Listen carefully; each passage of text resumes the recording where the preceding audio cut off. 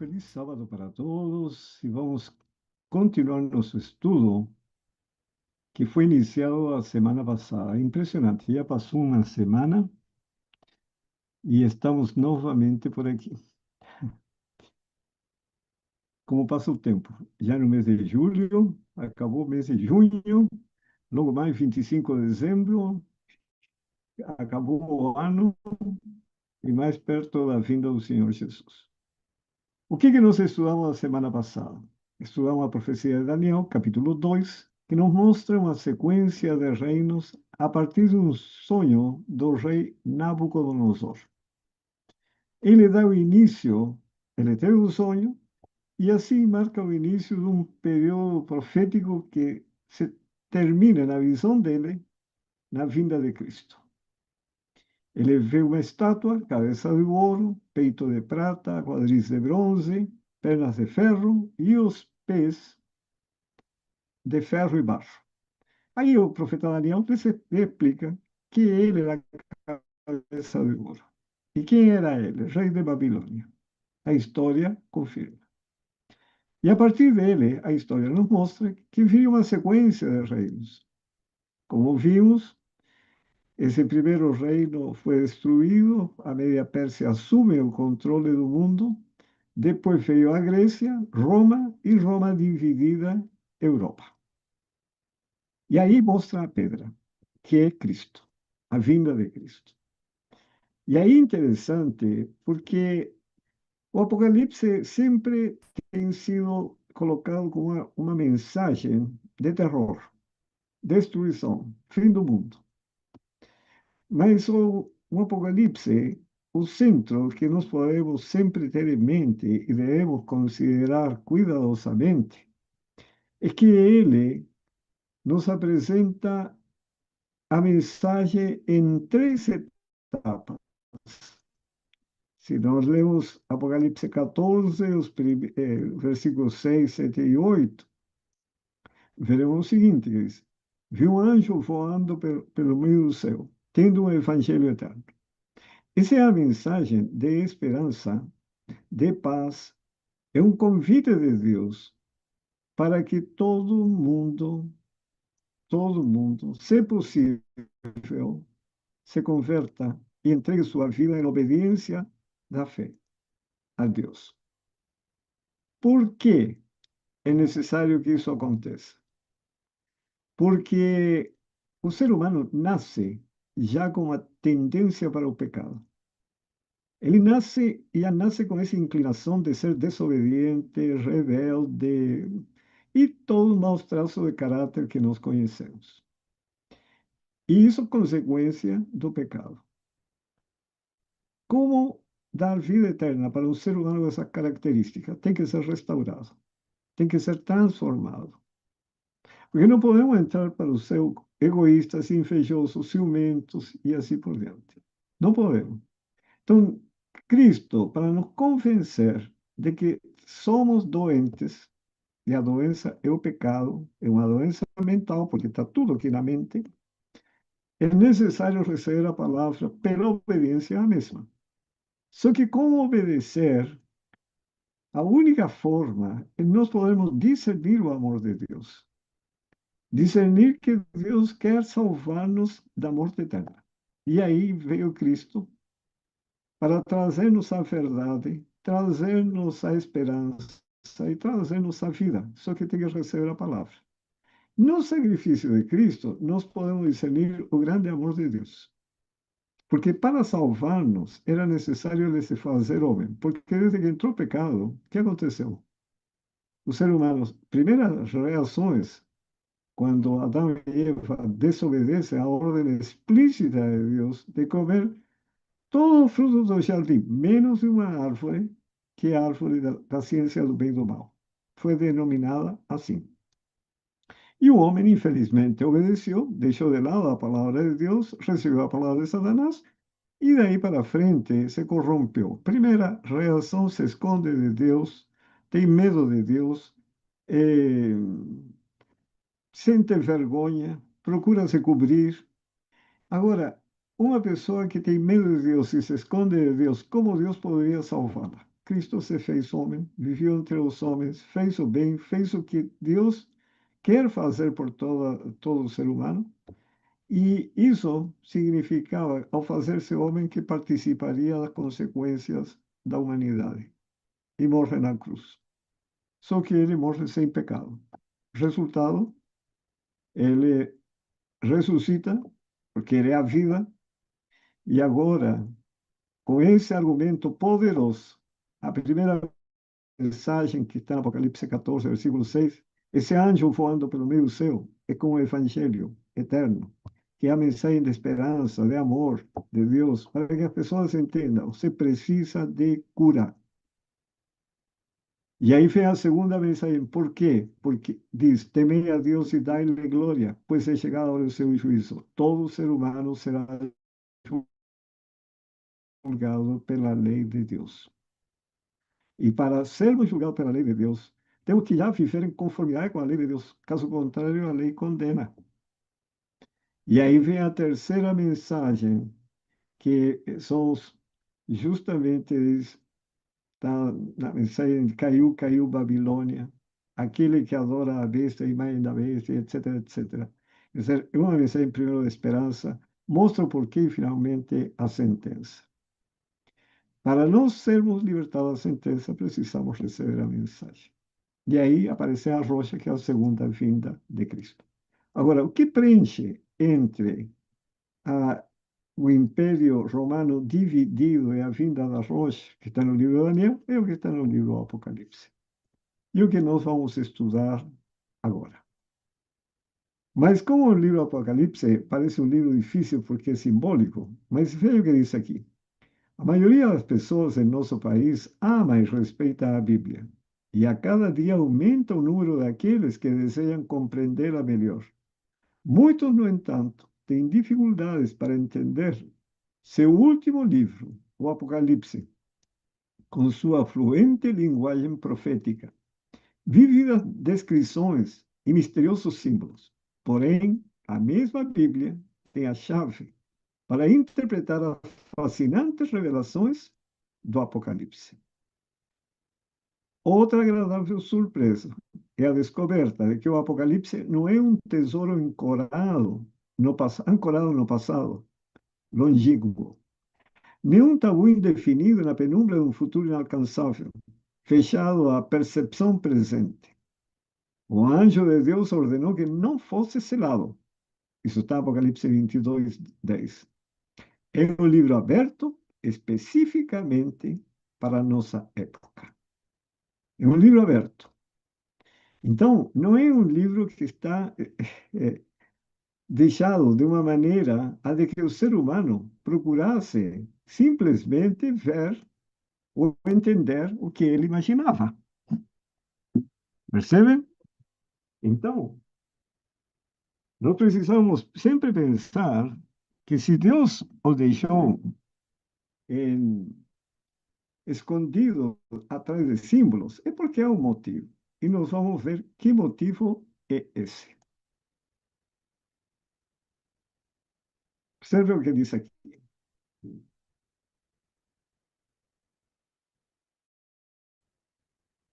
Observe as palavras dirigidas pelo anjo a São João. Quão diferentes quando comparadas com a experiência similar vivida pelo profeta Daniel, quase 700 anos antes. O que diz Daniel, capítulo 12, verso 4 e verso 8 a 10? Tu, porém, Daniel, encerra as palavras e sela o livro, até ao tempo do fim. Encerra as palavras e sela o livro. Muitos se esquadrinharão, e o saber se multiplicará. Eu vi, aí o versículo 8 a 10, porém não entendi. Então eu disse, meu Senhor, qual será o fim destas coisas? Porque ele teve a visão, mas o Senhor não revelou a visão para Daniel. Ele respondeu, Deus, vai, Daniel, porque estas palavras estão encerradas e seladas até o tempo do fim. Muitos serão purificados, embranquecidos e provados, mas os perversos procederão perversamente, e nenhum deles entenderá, mas os sábios entenderão. Ainda mais, você considerar a revelação. Então, na época de Daniel estava selado. Não havia como entendê-lo. Daniel, que tem a visão, não entendeu. Até quando estaria selado? Até o tempo do fim. E no Apocalipse 1:3 diz o seguinte: bem-aventurados aqueles que leem e aqueles que ouvem as palavras da profecia e guardam as coisas nela escritas, pois o tempo está próximo. Então, naquele tempo estava selado, agora não está mais. O Apocalipse contém a chave que abre toda a Bíblia à compreensão humana, uma espécie de sumário audiovisual, onde se repassam e destacam os principais temas da revelação. Agora, como entender o livro do Apocalipse? Primeiro, o Apocalipse passou por 5 etapas antes de chegar até nós. Quais são? Apocalipse 1, versículo 1, versículo 11 e 19 nos mostra as etapas. Primeiro, Deus deu a revelação a Jesus Cristo. Jesus Cristo enviou por intermédio do seu anjo, e o anjo notificou a seu servo João. João recebeu a ordem de escrever o que havia visto e mandar às 7 igrejas, para mostrar a seus servos as coisas que em breve devem acontecer. Você percebe? Então, toda a revelação veio do Senhor Jesus, que ele enviou por intermédio do seu anjo, o anjo comunicou a João, João escreveu o que tinha visto e mandou às 7 igrejas. Para quê? Para que os membros dessas igrejas, tá, entendessem as coisas que em breve deveriam acontecer. E assim chegou o livro do Apocalipse até nós. Agora, diz claramente nesta questão que o Senhor, quando enviou o livro do Apocalipse, deu uma ordem de escrever, não foi? E a quem prometeu Deus uma bênção especial através do Apocalipse? Esse que é o ponto importante. A quem? Bem-aventurados aqueles que leem e aqueles que ouvem as palavras da profecia e guardam as coisas nela escritas, pois o tempo está próximo. Então eu tenho que ler. Se não, alguns muitas vezes não sabem ler, tem muitas pessoas com mais anos de idade que não realmente não sabem ler. Mas essas pessoas podem ouvir, não podem? Podem. Então, serão bem-aventurados se eles estão dispostos a ouvir e guardar essas informações. Esse é um primeiro ponto muito importante. Agora, como vamos entender esse livro? Sem dúvida, o significado principal da bênção para os que estudam e obedecem à palavra de Deus está no seu conteúdo. Jesus também disse. Então, aqui é importante. Quando eu tenho disposição de obedecer a Deus, seja qual seja a mensagem de Deus, porque eu não sei o que o Senhor vai falar. Eu nasci nesse mundo, aprendi tudo desse mundo, não tenho nenhuma noção das coisas de Deus. Isso é uma realidade para todos os seres humanos. Então, de repente, se encontram que estão em uma situação realmente de, de uma intervenção de urgência. Por quê? Porque nossa vida é que nem uma névoa.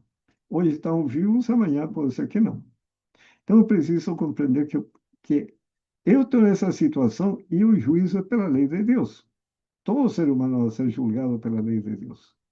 Então, Deus me está chamando antes de chegar esse momento para eu abandonar o pecado, receber força de Deus para fazê-lo, e assim Deus vai poder transformar e adequar a uma vida onde não existe pecado.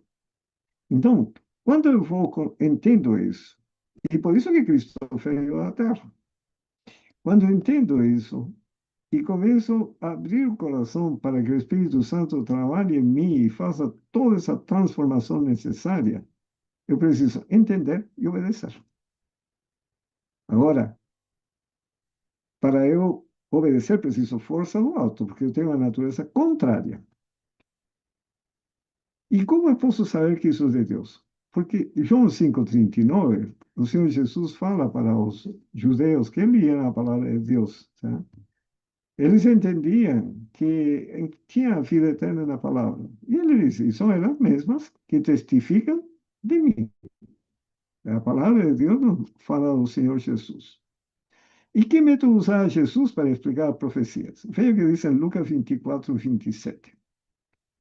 E começando por Moisés, discorrendo por todos os profetas, expunha-lhes o que a seu respeito constava em todas as Escrituras. Quando o Senhor Jesus proclamou o Evangelho da salvação, não tinha Novo Testamento. Só 30 anos depois que começaram a aparecer os primeiros escritos do Novo Testamento. Então, nesse tempo, todo o plano da redenção, conforme revelado para o povo de Israel por meio de símbolos, Cristo o tornou compreensível através da vida dele e a morte dele, que les anunciou como seria morto. Porque eles sabiam que tinham que matar um cordeiro no dia de expiação, sabiam que para haver remissão de pecados tinha que ser derramado o sangue do cordeiro. Mas eles não conseguiam discernir que esse cordeiro é o Senhor Jesus para explicar-lhes as verdades que agora estão registradas no Novo Testamento. Ele lhes começa por Moisés, discorrendo por todos os profetas, expunha-lhes aqueceu todas as Escrituras. Agora, notem que o próprio Senhor Jesus considerou e buscou o que outros escritores do Antigo Testamento haviam dito sobre o tema em questão. Pois no tempo do Senhor Jesus, o Novo Testamento ainda não havia sido redigido. Isto foi realizado cerca de 30 anos após sua permanência na Terra, quer dizer, lá pelos anos 60. Sem dúvida, seu método é o correto, permitir que a Bíblia se explique a si mesma. Então, nós temos que sempre lembrar de que toda a mensagem de Deus é um todo, considerando o Antigo e o Novo Testamento. Eu não posso prescindir do Antigo para entender o Apocalipse, porque muitos dos símbolos são explicados no Antigo Testamento. Agora, o Novo Testamento mostra o cumprimento. Da mesma forma, a chave que abre os mistérios do Apocalipse está no estudo do Antigo Testamento. Este senhor Taylor Bunch diz que 27 dos 39 livros do Antigo Testamento são citados em Apocalipse. E dos 404 versículos do Apocalipse, 276, ou seja, 70% do livro do Apocalipse, são citações de outros autores bíblicos. Por isso é que o mistério que envolve os símbolos do Apocalipse se torna claro quando estudamos outras passagens bíblicas sobre o mesmo tema. A Bíblia é um quebra-cabeça. Por isso que a promessa do Espírito Santo, que viria esse mundo para guiar em toda a verdade, é muito importante. Eu sugeriria ler os capítulos 15, 16 e 17 do Evangelho de João, porque aí nos fala 15 nos fala da videira e os ramos, que tem que estar ligados ao Senhor Jesus, mas no capítulo 16 vem a missão do Consolador, a missão do Espírito Santo. Então, aí nos fala que o Espírito Santo foi dado para nos guiar por toda a verdade, porque nesse quebra-cabeça nós vamos encontrar textos que estão no Antigo Testamento, no Novo Testamento, citações daqui e de lá, juntando, você tem uma compreensão do que está no livro do Apocalipse. Então, que método usou Deus para dar a São João a revelação do Apocalipse? Apocalipse 1, versículo 11 a 12 diz: o que vês, escreve. Segundo, voltei-me para ver quem falava comigo, e voltado, vi 7 candeiros de ouro. Claro, Cuando leemos Apocalipse, notamos que Deus estava mostrando incidentes e fatos que o seu servo via e ouvia. Portanto, João, ao informar as visões, diz: Eu vi, eu olhei, eu ouvi, ou algo semelhante, pelo menos 73 vezes. Então, tudo que ele escreveu, ele viu e ouviu. Agora, no livro do Apocalipse, Deus está apresentando acontecimentos, nações, movimentos religiosos e organizações em mensagens como filmes com imagens e palavras. Diríamos hoje que Deus revelou o Apocalipse por meio de impressões audiovisuais. Agora, é interessante pensar por que Jesus falou em parábolas e nos deu o livro do Apocalipse em símbolos. Qual o motivo disso? Lucas 8:10 diz: A vosotros he dado a conhecer os mistérios do reino de Deus. Aos demais, fala-se por parábolas, para que vendo não vejam e ouvindo não entendam. Quem são os vosotros? E quem são os demais? Os vosotros são as pessoas que querem realmente conhecer a verdade porque entendem que a verdade é o que os transforma, os liberta da escravidão do pecado e querem receber a vida eterna. Querem viver para sempre nesse reino de paz e amor que o Senhor Jesus veio oferecer a esse mundo. E quem são os demais? Aqueles que não acreditam e não querem abrir mão do pecado. Esse é o grande problema. Porque você, todos nós temos experiência. Quando você fala numa pessoa que tem algum vício, com álcool ou outro, você fala para a pessoa, não quero largar isso. Não quer. Quando a pessoa quer, tem solução para isso e qualquer outra coisa. Por exemplo, se eu sou naturalmente mal-humorado, irritadíssimo, e não quero abrir mão disso, porque acho que é justo me irritar ou ser mal-humorado com as pessoas que agem de maneira injusta e etc. Se eu acho que essa é a maneira correta, eu não quero abrir mão disso. E aí a pessoa se vai afirmando, não somente nisso, em muitas outras coisas. Então, o Senhor, da sua palavra, a compreensão da sua palavra, para aqueles que querem realmente receber a palavra, porque querem viver para sempre com Cristo. Eles foram sensíveis à voz do Espírito Santo, que lhes diz que vocês querem, eu quero também, mas para vocês estarem comigo, precisam ser restaurados à imagem e semelhança de Deus. E para isso vocês precisam receber a palavra. Precisam obedecer, porque a teoria da palavra não salva ninguém.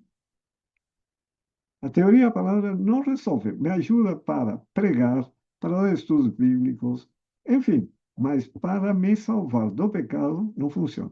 Eu tenho que submeter-me à palavra.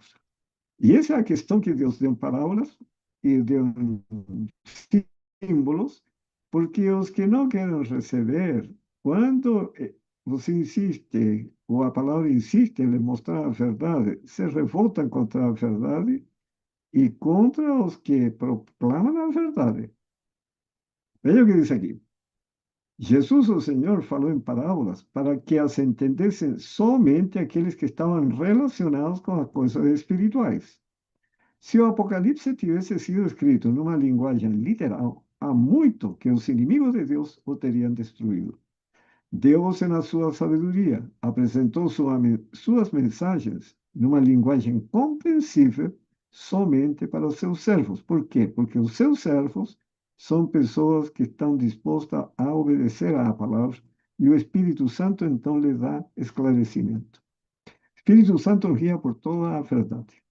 Quando eu não tenho essa disposição, posso estudar, sabe, não vou conseguir compreender o que está escrito. E nós temos um exemplo bíblico disso. Os símbolos não impedem a compreensão, porque a Bíblia nos dá o seu significado. Como exemplo, vejamos 4 símbolos proféticos e deixemos que a própria Bíblia nos diga o que significam.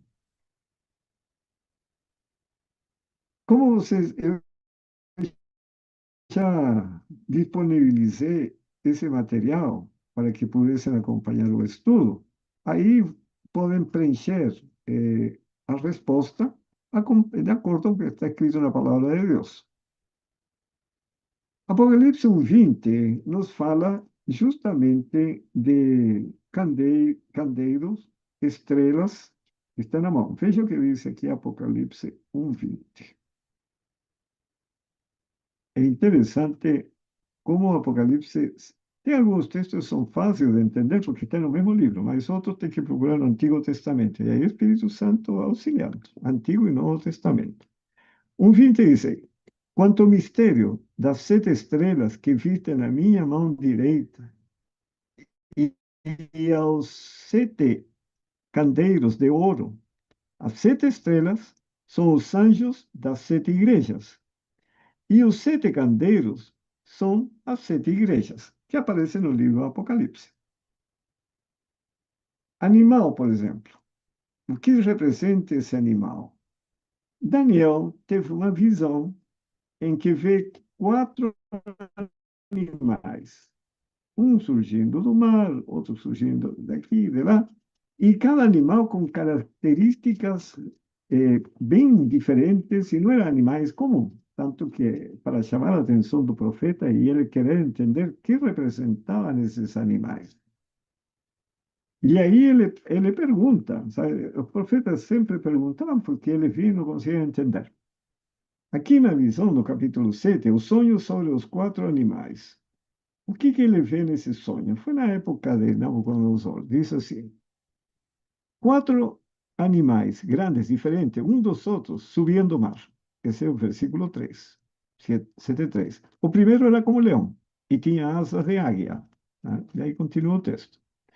Ah, aí o segundo diz, continua olhando, e esse aqui é o segundo animal, versículo 5, semelhante a um urso, o qual se levantou sobre um dos seus lados. Na boca, entre os dentes, trazia 3 costelas. E aí continua o texto. Aí ele continua olhando, e diz, verso 7, depois disto eu continuei olhando nas visões da noite, e eis aqui o quarto animal, terrível, espantoso e sobremodo forte, o qual tinha grandes dentes de ferro.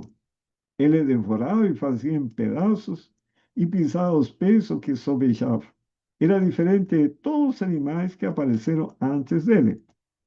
Então, ele foi vendo essa sequência, e o terceiro que pulei, o verso 6, diz, depois disto, continuei olhando, eis aqui o outro, semelhante a um leopardo, e tinha nas costas 4 asas de ave. Imagina o profeta entender, não tinha nem condição de entender. Mas no versículo 23, porque ele pergunta do quarto animal, que era o mais estranho. No verso 23 diz assim o Senhor, então ele disse: o quarto animal será um quarto reino na terra, o qual será diferente de todos os reinos. Devorará toda a terra e pisará os pés e fará em pedaços. Então fica bem claro que esses 4 animais eram 4 reinos, certo? E aí dá a sequência, que está relacionado com o sonho da estátua de Nabucodonosor.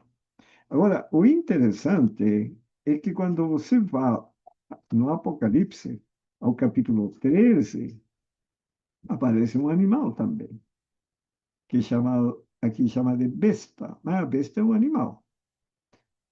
No versículo 1, vi emergir do mar, quer dizer, os outros 4 surgiram do mar, uma besta que tinha 10 chifres e 7 cabeças, e sobre os chifres 10 diademas, e sobre as cabeças 9 de blasfêmia.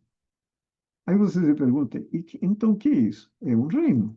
Tanto é que diz que tinha, além de 10 chifres e 7 cabeças, tinha nos chifres 10 diademas, símbolo de realeza. Então, assim nós podemos ir compreendendo o livro do Apocalipse sem muita dificuldade. A questão é encontrar as peças e encaixá-las adequadamente. E as águas, porque eles surgem do mar, certo? O que diz Apocalipse 17:15?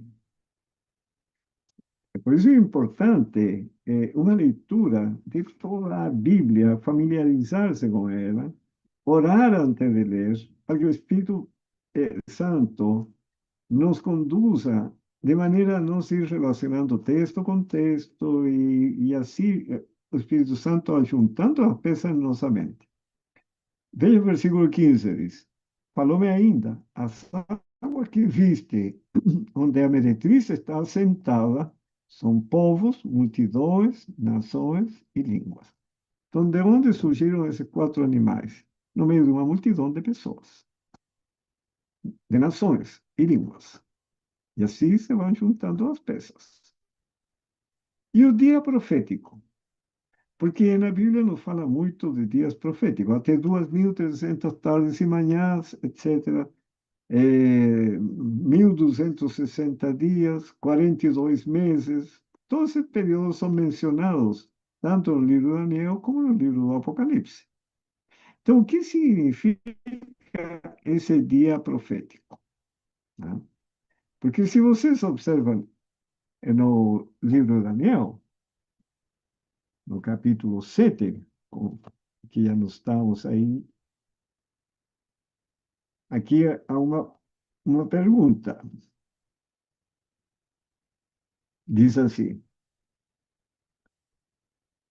ah, aqui se abriram os livros, e os quatro animais, ele continua olhando, estando a observar os chifres, continua olhando, quer dizer, Daniel está vendo tudo o que está acontecendo, que está sendo mostrado. Imagina ele eternamente querer entender ao mesmo tempo. E o Senhor lhe diz, não, isso está selado até o tempo do fim. Mas aqui, quando chegamos a verso 16, cheguei a um dos que estavam perto e lhe pedi a verdade acerca de tudo isso. Assim ele me disse e me fez saber a interpretação das coisas. Esses grandes animais, que são quatro reis que se levantarão da terra. São reinos, sabe? Agora, aí o verso 19 diz, então tive desejo de conhecer a verdade a respeito do quarto animal. E aí aparece a obra do quarto animal. Termina o capítulo 7 com o início do juízo.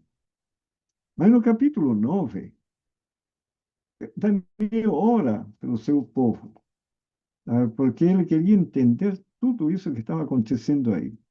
Mas antes disso, no capítulo 8, versículo 14, ele dá uma explicação muito importante. Aqui no versículo 12, diz, está falando aqui já da ação desses animais. No verso 13 diz, verso 12, o exército lhe foi entregue com o sacrifício diário, que era o sacrifício feito no tabernáculo na época dos judeus, por causa das transgressões e deitou por terra a verdade, e o que fez prosperou. Para alguém lançar por terra a palavra de Deus tem que ter autoridade, e para ter autoridade tem que ser um reino. E disse no verso 13: Depois ouvi um santo que falava e disse a outro santo, aquele que falava: Até quando durará a visão do sacrifício diário e da transgressão assoladora, visão na qual é entregue o santuário e o exército a fim de serem pisados?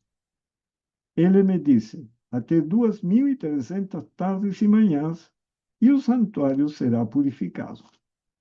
Bom, o dia desde a criação foi determinado como sendo formado por duas partes, uma tarde e uma manhã. O tempo da noite e o tempo do dia. Um dia. Então, manhã até 2.300 significa esses dias. Aí o livro de Números, capítulo 14, nos explica que se refere a ano. Ano literal. Então, aí que tem a importância de orar ao Senhor para que me revele o significado, porque você pode ler a Bíblia e pode passar até por alto esses textos. Aqui ele está perguntando, aqui o Senhor está falando sobre os acontecimentos. Diz, segundo o número dos dias em que espiaste a terra, quando Israel foi espiar a terra e chegaram com a notícia que era habitada Canaã, que era habitada por povos de gigantes, cidades inexpugnáveis, que eles se sentiram como gafanhotos diante dos povos cananeus e que seria impossível tomar posse da terra, porque a promessa de Deus que eles tomariam posse de Canaã, que era a terra prometida, os tirou do Egito, da escravidão, para estabelecer na terra de Canaã. Por que na terra de Canaã? Porque era um povo tremendamente corrupto. E Deus lhe deu um tempo de graça para eles abandonarem o pecado, mas chegou o limite. E aí o Senhor manda expulsá-lo, destruir esses povos e estabelecer Israel. Eles foram espiar a terra e viram as dificuldades que teriam que enfrentar. Então, quantos dias estiveram lá? 40 dias. Chegaram com notícias eh, que todos ficaram aterrorizados de pensar na possibilidade de eles tomar a terra. E Deus viu que não tinham fé suficiente, apesar de todos os sinais, todos os milagres que Deus tinha realizado. Atravessaram o Mar Vermelho em seco, foram alimentados no deserto. Por quanto tempo depois? Tiveram água em lugares secos. E, enfim, foram libertos de um povo que era dominava o mundo, e eles escravos. Deus os libertou através de 10 pragas. Contudo, não tiveram fé suficiente.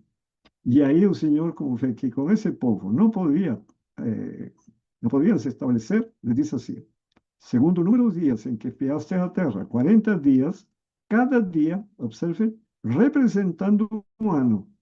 Levareis sobre vós as vossas iniquidades 40 anos e tereis experiência de meu desagrado. Bom, isso ficou tão gravado na mente dos judeus que os 40 dias significaram para eles 40 anos, que você vai encontrar muitos textos na Bíblia que eles utilizam essa relação dia-ano. Então, quando o profeta Daniel ouviu que o santuário seria purificado depois de 2.300 dias, ele entendeu que seriam 2.300 anos. E ele ficou tremendamente triste, porque ele tinha lido no livro de Jeremias que Israel ficaria escravo pelos babilônios somente 70 anos e voltariam para Jerusalém. E agora, na visão, o anjo lhe diz que seriam 2.300 anos. Por que ele entendeu isso? Porque conhecia o Antigo Testamento. E isso que nós precisamos fazer. E aí vem a autoridade da profecia bíblica. Quanto da Santa Escritura é inspirado pelo Senhor Deus? Segundo Timóteo, capítulo 3, verso 16, diz: toda a Escritura é inspirada por Deus. Toda. Ele usou instrumentos humanos para escrever, mas quem inspirou a escrever foi Deus. E útil para o ensino, para nos instruir, para repreensão, para correção, para a educação na justiça, é uma escola, a fim de que o homem de Deus seja perfeito e perfeitamente habilitado para toda obra, boa obra neste mundo e para habitar no céu para sempre.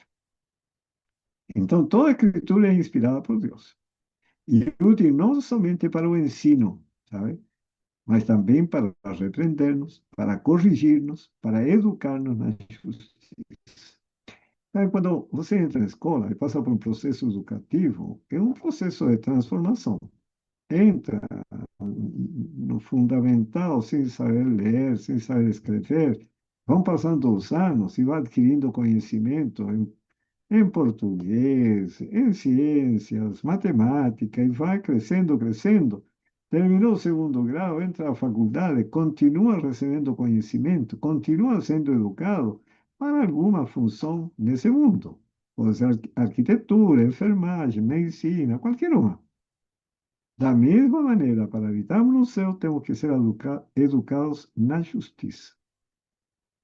E aí, a fim de que o homem de Deus seja perfeito e perfeitamente habilitado para toda boa obra, aqui e no futuro, no céu. Toda a Escritura é inspirada. Agora, quanta segurança existe na palavra profética? Segundo Pedro, capítulo 1, verso 16 e 19, bem claro. Temos assim tanto mais confirmada a palavra profética e fazeis bem em atendê-la. Como a temos confirmado? Que nós estudamos a semana passada. As profecias foram mostradas e ao longo dos séculos foram se cumprindo e hoje temos a história que confirma. Por exemplo, todas as profecias a respeito da pessoa de Cristo era para ninguém ficar confuso quanto à identidade de Cristo. Mesmo que tivesse nascido num lar humilde, trabalhado como carpinteiro, viver entre os pobres, evangelizando, finalmente foi morto na cruz, cumprindo profecias que eles diariamente e ao longo de todo o cerimonial e o ritual do santuário, eles derramavam sangue de cordeiros para a remissão dos pecados. E Cristo, logo que ele entra em cena, depois do batismo, João diz: Eis o Cordeiro de Deus que tira o pecado. Por que o identificou como cordeiro? Porque o cordeiro fazia parte de todo o cerimonial e eram mortos cordeiros e mais cordeiros para a pessoa se conscientizar que o sangue de Cristo tinha que ser derramado para eu poder discernir o amor de Deus e poder submeter minha vontade à vontade de Deus. Então a palavra é confirmada de uma maneira tão completa que não há como duvidar na veracidade, autenticidade e o poder de salvar o ser humano do pecado. Agora, de que coisa Deus nos adverte ao interpretar a profecia? Segundo Pedro, capítulo 1, versículos 20 e 21, nos diz: nenhuma profecia da Escritura provém de particular elucidação. Eu não posso ter uma interpretação A e outra pessoa ter uma interpretação B, outra uma interpretação C. Por quê? Porque se eu me deixo guiar pelo Espírito Santo, o Espírito Santo vai iluminar minha mente, a mente de uma pessoa que mora na África, na Europa, na Ásia, e vão chegar à mesma compreensão. Porque como um professor que ensina ensina o outro, vai ensinar a mesma coisa, e todos vão chegar ao mesmo entendimento.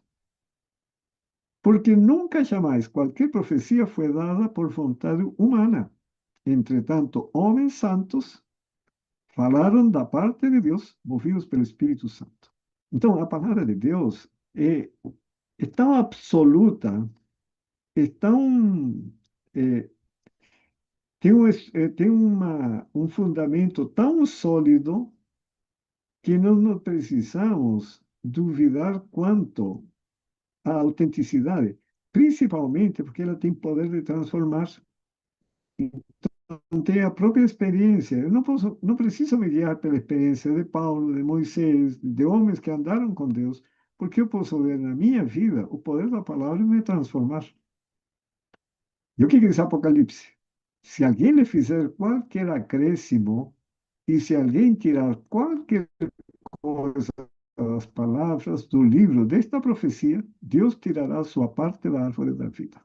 Deus não permite, Deus guarda a sua palavra e ninguém pode modificar a palavra.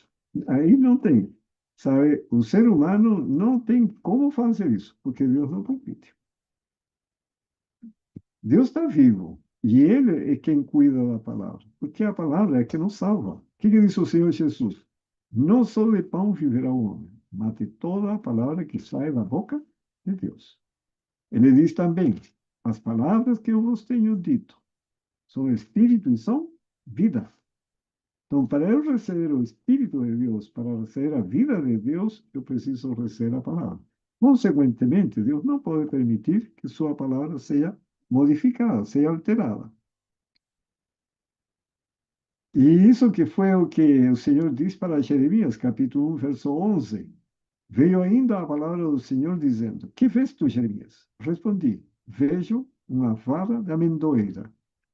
Disse-me o Senhor, verso 12: viste bem, porque eu velo sobre a minha palavra para a cumprir. Ninguém pode alterar a palavra e ninguém pode se interpor para que a palavra não se cumpra. O que o Senhor diz, se cumpre. Agora, o que impede o homem compreender? A falta de sinceridade e docilidade priva as pessoas da capacidade de entender a mensagem profética. Por isso que para muitos, a revelação do Apocalipse parece obscura e fechada. É o que diz Tiago, capítulo 1, verso 19 e 21, diz toda a palavra inspirada por Deus. Aí não temos que perder tempo em duvidar da palavra do Senhor, porque nós sofremos danos, como se você começa a questionar. O médico se preparou, um cardiólogo, tá? Estudou anos e se especializou em cardiologia. Dentro do conhecimento humano, até onde tem podido compreender, ele é quem está melhor preparado para poder assistir uma pessoa que está com problema do coração. Mas se eu começo a questionar, tá, o que o médico pode fazer, me digam se outra pessoa poderia fazer isso. O que diz em versículo 19? Sabei estas coisas, meus amados irmãos, todo homem, pois seja pronto para ouvir, tardio para falar, tardio para se irar, porque a ira do homem não produz a justiça de Deus. Portanto, diz, verso 21, despojando-vos de toda impureza e acúmulo de maldade, acolhei com mansidão a palavra em vós implantada, se a pessoa permite, a qual é poderosa para salvar as vossas almas. Por isso que a palavra de Deus é protegida e só o Espírito Santo. Uma pessoa mais culta, com mais educação deste mundo, não consegue entender a palavra de Deus sem auxílio do Espírito Santo. Quando essa pessoa que tem educação superior e, enfim, com todos os graus que existem, se dispor a obedecer, Deus o eleva ao ponto de compreensão da Bíblia. Aquela pessoa mais humilde, que tem menos educação, até não alfabetizados, se ele quer fazer a vontade de Deus, o Senhor lhe dá condições de entender. Isso é assim a palavra de Deus. Como exemplo disto, vejamos um caso do Antigo Testamento, Isaías 29, 10, 14. Esse Isaías 29, 2, 14 é muito interessante, porque aqui mostra quando as pessoas não têm nenhuma disposição de aprender para ser transformado, porque todo o propósito da palavra é nos preparar para a vida no céu, né? Não tem nenhum outro propósito. Capítulo 29, versículo 10, diz assim: porque o Senhor derramou sobre vós o espírito de profundo sono e fechou vossos olhos, que são os profetas, e vedou a vossa cabeça, que são os videntes. Vendou a vossa cabeça, que são os videntes. Toda visão já se vos tornou como as palavras de um livro selado, que se dá ao que sabe ler, dizendo: lê isto, peço-te. E ele responde: não posso, porque está selado. E dá-se o livro ao que não sabe ler, dizendo: lê isto, peço-te. E ele responde: não sei ler. Você percebe? Verso 13. O Senhor disse: visto que este povo se aproxima de mim com a sua boca e com os seus lábios me honra, mas o seu coração está longe de mim. E o seu temor para comigo consiste só em mandamentos de homens, que maquinalmente aprendeu. Continuarei a fazer obra maravilhosa no meio deste povo. Sim, obra maravilhosa e um portento, de maneira que a sabedoria de seus sábios perecerá e a prudência dos seus prudentes se esconderá. Deus não revela a palavra para quem não quer abrir o coração para ser transformado. E a mesma coisa diz Mateus 13, 14. Agora, que segurança temos de que poderemos aprender o significado das revelações que Deus nos dá em seu livro sagrado? João 7,17 diz, e este texto para mim é chave. Se alguém quiser fazer a vontade dele, conhecerá a respeito da doutrina. Ponto. Se ele é de Deus, o Senhor falou por mim mesmo. Se eu quero entender eu já tenho que orar ao Senhor que me dê um coração submisso, receptivo, para receber a palavra para a cura da minha alma. Não é para ter conhecimento. Quando você procura o conhecimento da Bíblia para argumentar e defender seus pontos de vista, pode crer que não vai conseguir ter o conhecimento necessário. Porque Deus não é para esse propósito que foi dada a palavra. A palavra foi dada para nos transformar o coração. Esse é o único propósito da palavra de Deus. Nos salvar do pecado. Então, quando eu vou com disposição de submeter minha vontade à vontade de Deus, que Cristo nos deu um exemplo muito grande nisso. Quando ele estava diante da cruz, disse: Senhor, se possível, passa de mim esse cálice. Mas não seja feita a minha vontade, mas a tua.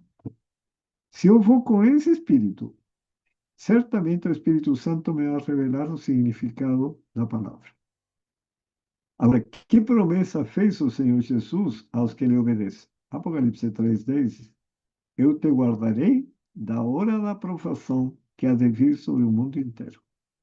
E é aí que nós precisamos ser atentos, irmãos. Nós estamos vivendo um tempo muito especial da história. Os sinais da vinda de Cristo são cada vez mais evidentes. Se você considera o que está acontecendo no mundo hoje, na área econômica, social, moral, na própria ecologia, sabe?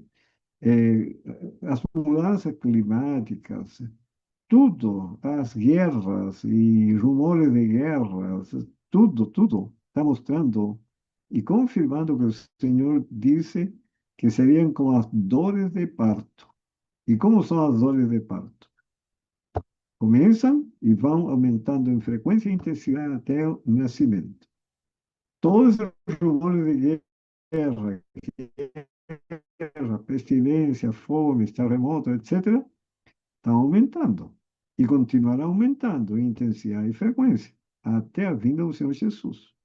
Então, são sinais muito importantes de considerar, porque nesse tempo, quem não se firmou na palavra hoje não vai resistir. Que é o tempo, a hora da provação que há de vir sobre o mundo inteiro, crentes e incrédulos, não tem diferença. Agora, que atitude é os próximos? Apocalipse 2:17 diz: quem tem ouvidos, ouça. Olha que importante. Ouça o que o Espírito diz. Primeira atitude. Segunda, como diz em Hebreus, capítulo 3, versículos 7 e 8, diz: assim, pois, como diz o Espírito Santo, hoje, se ouvirdes a sua voz, não endureçais o vosso coração. O nosso tempo de oportunidade pode ser somente hoje. A nossa vida é como a névoa. Está escrito isso. Hoje existe, amanhã a névoa já não está. Só durante a noite e de manhã cedo começa a desaparecer. Então, eu preciso ter ouvidos que ouçam o que o Espírito diz, e se ouvir a voz, não endurecer o coração hoje. O que eu devo fazer? Me voltar para Deus em oração, para que Ele me conceda disposição de atender a palavra de Deus, porque é para a cura. Não é para você ter conhecimento, para argumentar, discutir, etc. Não, é para você receber a cura mental, que é o pecado. Libertar da escravidão do pecado. Transformar-nos em imagem e semelhança de Deus. Então, esse tempo, quando é hoje, quanto tempo mais vamos estar vivos aqui no planeta Terra? Ninguém sabe. Você viu o que aconteceu em Caracas recentemente? Quantas pessoas ricas, pessoas pobres, pessoas cultas, pessoas incultas ficaram debaixo da terra? E os que tinham posses, acabaram as posses. Quem não tinha, agora tem menos. Por isso que o Senhor diz, olha, quem tem ouvido, ouça. Quando? Hoje. Hoje, que não posso endurecer meu coração. E por último, Tiago 1,21 diz, portanto, diz, despojando-vos de toda a impureza e acúmulo de maldade, isso só com o poder de Deus. Tenho que lançar mão do poder de Deus. Acolhei, de que maneira? Com mansidão a palavra, a qual é poderosa para salvar a vossa alma. Essa é a atitude mais sábia, inteligente que nós podemos manifestar. Porque Deus não precisa disso. Quem precisa somos nós. Deus, em sua benignidade, bondade, misericórdia, compaixão, nos coloca a nosso alcance. E se duvidamos, olhe para a cruz, o amor de Deus. O propósito de Deus é nos salvar. E a bênção desse estudo, diz o Senhor, conhecereis as verdades espirituais concernentes a Jesus, o Cristo, no livro do Apocalipse. É o grande privilégio que Deus nos dá através deste seminário. Entretanto, respeitar sua santa vontade e vida eterna. Lembrem-se sempre, nós não somos salvos pelo conhecimento. Somos salvos pela piedade prática. O conhecimento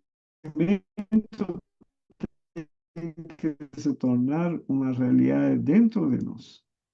Como saber o que precisamos ser dele, desde que começou? Desde criança, trabalhando em obediência a seus pais, sendo educado em obediência a seus pais, entra no ministério e a vida dele foi de abnegação, renúncia, sacrifício. Nos admoesta a perdoar aos que nos ofendem, aos que nos eh, produzem dano, perdas, perdoar, porque esse é o Espírito de Cristo. Nos mostra o caminho que ele seguiu para salvar pessoas, é o caminho que nós temos que seguir. Porque eu só preciso fazer isso. Quando você sai a ensinar o evangelho, a ajudar uma pessoa com fome, alguém que precisa de auxílio de qualquer tipo, eu que preciso vencer o egoísmo, vencer a preguiça, vencer a falta de compaixão. Então, para isso, eu preciso atender à palavra de Deus. E o resultado vai ser vida eterna. Por isso, o exemplo é Cristo. E não preciso duvidar. Olhe para a cruz. Veja a vida dele desde os relatos do Evangelho, como foi o comportamento dele em todas as circunstâncias, ofendido, quando, nos últimos momentos de sua vida, o que não fizeram com ele? Até o colocar na cruz.